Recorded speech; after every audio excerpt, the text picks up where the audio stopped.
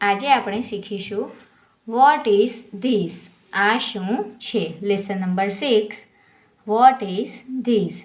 Vote એટલે કે શું, ઇઝ એટલે છે અને ધીસ એટલે કે આ શું છે. કોઈ વસ્તુ, પક્ષી કે પ્રાણી વિશે જાણવા માટે વોટ એટલે કે શું વડે પ્રશ્ન પૂછાય છે. તેની સાથે ધીસ અથવા ધેટનો ઉપયોગ થાય છે. વસ્તુ નજીક હોય તો ધીસ અને દૂર હોય તો ધેટ. આપણને કોઈ વસ્તુ ખબર ના હોય તો આપણે પૂછીએ કે આ શું છે કે પેલું શું છે, તો એના માટે ઇંગ્લિશમાં વપરાય વોટ ઇઝ ધીસ. નજીક હોય તો વોટ ઇઝ ધીસ આવે અને દૂર હોય તો વોટ ઇઝ ધેટ. ધીસ અથવા ધેટની સાથે ટુ બીનું ક્રિયાપદનું વર્તમાન કાળનું એકવચનનું રૂપ ઇઝ આવે છે. ધીસ કે ધેટની સાથે ઇઝ એ ટુ બીનું ક્રિયાપદનું વર્તમાન કાળનું રૂપ કહેવામાં આવે છે. દાખલા તરીકે વસ્તુ નજીક હોય તો આપણે એવું કહીએ છીએ કે ધીસ ઇઝ એ કાઇટ. તો જ્યારે આ પતંગ છે, હવે એનો આપણે પ્રશ્ન પૂછવો હોય તો સવાલ બનશે, આપણે એવું પૂછીએ કે આ શું છે, તો વોટ ઇઝ ધીસ. પતંગ નજીક છે તો આવશે ધીસ ને પાછળ પ્રશ્નાર્થ ચિહ્ન. આપણે સવાલ પૂછીએ છીએ, સવાલ પૂછીએ ત્યાં આ રીતે પ્રશ્નાર્થ ચિહ્ન ફરજિયાત આવવું જોઈએ. તો જેવી રીતે આપણે આગળના લેસનમાં જોયું કે વસ્તુ નજીક કે દૂર હોય તે પ્રમાણે ધીસ કે ધેટ લખાય. તો ધીસ ઇઝ એ કાઇટ. જો પતંગ નજીક હોય ને આપણે તેને પૂછવું હોય કે શું છે, ખબર ના હોય કે આ શું છે, તો આપણે ગુજરાતીમાં પૂછીએ કે આ શું છે, તો હિન્દીમાં કહેવાય ઇંગ્લિશમાં કહેવાય વોટ ઇઝ ધીસ. વાક્ય રચના બનશે. પહેલાં આવશે વોટ. વોટ એટલે શું, વત્તા ઇઝ એ ક્રિયાપદનું વર્તમાન કાળનું રૂપ છે એટલે કહેવાય તે છે, વત્તા ધીસ અથવા ધેટ. વસ્તુ નજીક હોય તે પ્રમાણે ધીસ અથવા ધેટ વપરાય. ધીસ એટલે કે આ અને ધેટ એટલે પેલું. વોટ ઇઝ ધીસ કે ધેટ. આ શું છે કે પેલું શું છે, તો એના પરથી જવાબ આવે.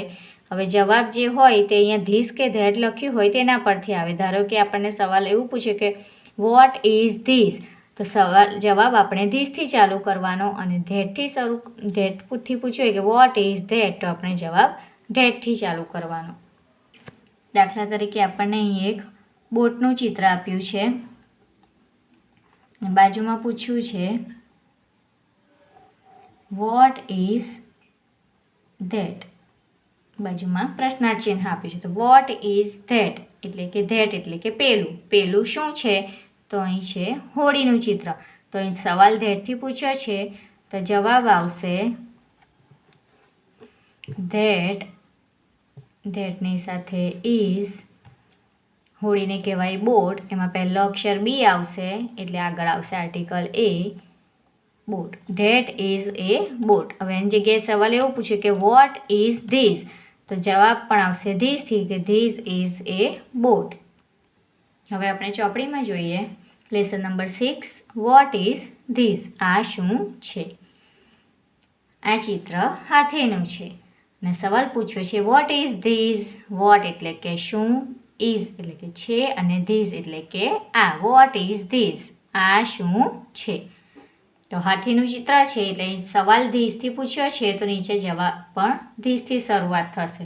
તો જે છેલ્લે હોય તે પહેલાં લેવાનું. ધીસ પાછળ છે, ધીસથી સવાલ પૂછ્યો છે તો આગળ આવશે ધીસ.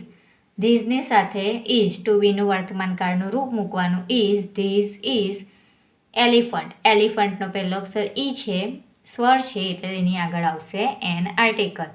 તો ધીસ ઇઝ એન એલિફન્ટ એટલે કે આ હાથી છે.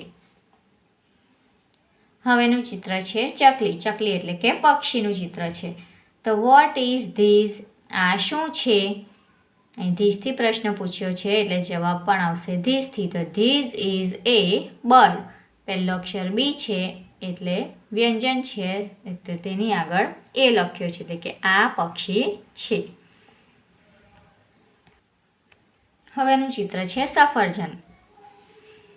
What is that.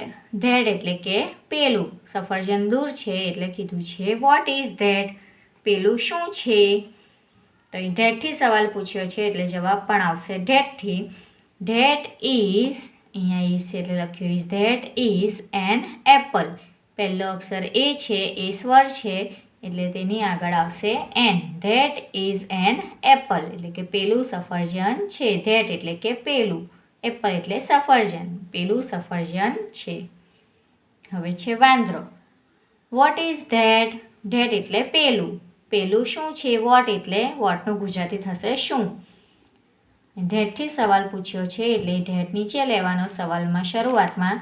તો ધેટ ઇઝ એ મંકી. પહેલો અક્ષર એમ છે એ વ્યંજન છે એટલે એની આગળ આવશે એ.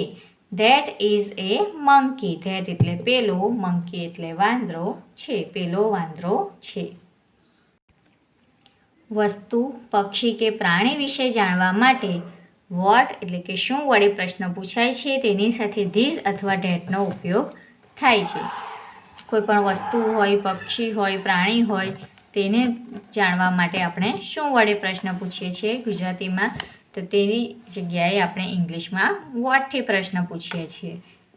ધીસ કે ધેટની સાથે ટુ બીનું વર્તમાન ક્રિયાપદનું વર્તમાન કાળનું એક વચનનું રૂપ ઇઝ આવે છે. આપણે ઉપરના બધા વાક્યમાં જોયું કે ધીસ ને ધેટ પછી તરત ઇઝ આવે છે, તો એ ટુ બીનું વર્તમાન કાળનું એક વચનનું રૂપ છે. પ્રશ્નાર્થ વાક્ય અને યસ નોમાં ઉત્તર. અહીં આપણને પુસ્તકનું ચિત્ર આપ્યું છે અને સવાલ પૂછ્યો છે, ઇઝ ધીસ એ બુક? એવું નથી પૂછ્યું vote is this. Vote is this પૂછ્યું હોય તો આવે કે ધીસ ઇઝ એ બુક. પણ ઇઝ ધીસ એ બુક એટલે કે શું આ પુસ્તક છે? આપણને પૂછે છે કે આ પુસ્તક છે કે નથી, તો આ પુસ્તક છે. તો જવાબમાં આપણે કહીશું કે હા તે પુસ્તક છે. તો એને ઇંગ્લિશમાં કહેવાય હા, હાને કહીએ yes, YES, yes. This is A book. અહીંયા આપણને ધીસથી સવાલ પૂછ્યો છે તો ધીસ આગળ લઈ લેવાનું, ઇઝ પાછળ કરી દેવાનું. તો ધીસ ઇઝ એ બુક એટલે કે હા આ પુસ્તક છે. એને આપણે ટૂંકમાં કહેવું હોય, આખું ના બોલવું હોય, yes it is a book એવું ના કહેવું હોય, તો યસ ઇટ ઇઝ એટલે યસ એટલે હા, ઇટ એટલે કે તે અને ઇઝ એટલે છે. અહીં આપણે ઉપર બુક લખ્યું નથી એટલે પુસ્તક આવે નહીં, પણ કૌંસમાં ખાલી સમજાવવા લખ્યું છે પુસ્તક, તો કે હા તે પુસ્તક છે. બીજું ચિત્ર છે કેળાનું. સવાલ પૂછ્યો છે, ઇઝ ધેટ એન એપલ એટલે કે શું પેલું સફરજન છે? ધેટ એટલે પેલું, શું પેલું સફરજન છે? આ સફરજન નથી. તો આપણે જવાબમાં આપણે ગુજરાતીમાં કહીશું કે ના તે સફરજન નથી, પેલું સફરજન નથી. ધેટથી પૂછ્યું છે એટલે ના પેલું સફરજન નથી. તો એને ઇંગ્લિશમાં કહેવાય, નાને કહેવાય no. That is not an apple. ના પેલું સફરજન નથી. ધેટ એટલે કે પેલું સફરજન નથી. અને ટૂંકમાં કહીએ તો નો ઇટ ઇઝ નોટ એટલે કે ના તે નથી. સફરજન અહીંયા એપલ આપ્યું નથી એટલે સફરજન કૌંસમાં લખ્યું છે, ના તે નથી. એને હજુ ટૂંકમાં કહીએ તો નો ઇટ ઇઝન્ટ.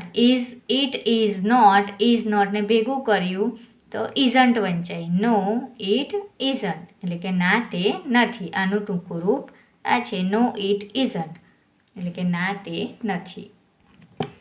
પ્રશ્નાર્થ વાક્ય અને યસ નોમાં ઉત્તર જે આપણે ચોપડીમાં જોયા તેના બીજા આપણે ઉદાહરણ જોઈએ.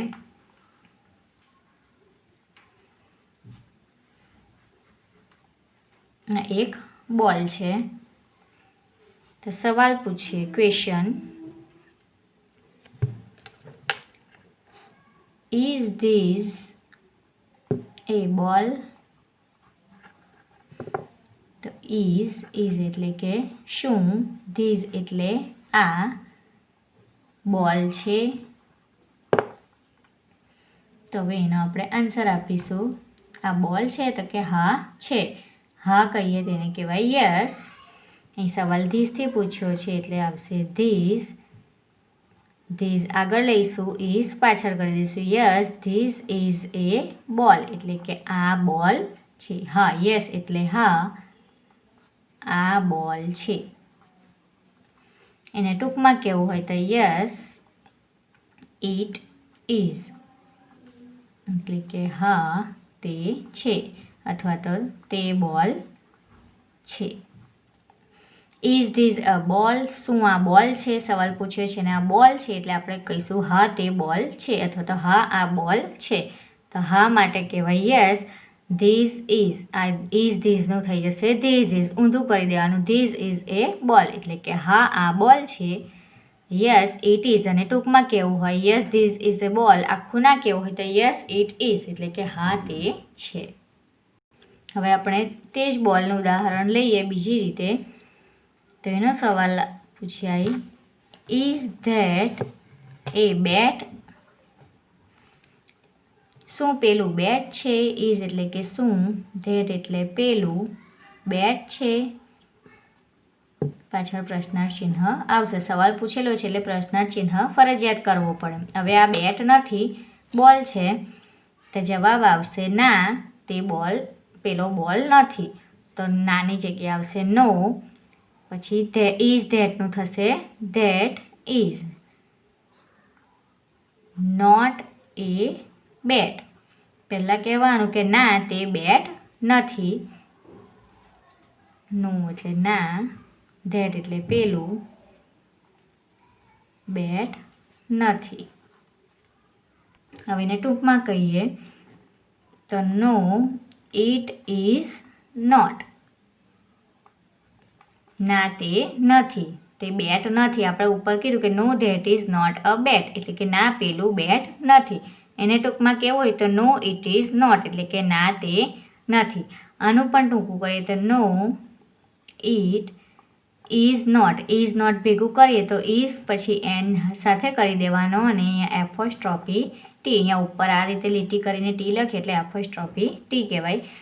નો ઇટ ઇઝન્ટ, ઇઝ નોટનું થયું ઇઝન્ટ, વચ્ચેથી ઓ કાઢી નાખ્યો. તો આ બંનેનું ગુજરાતી થશે ના તે નથી એટલે કે તે બેટ નથી.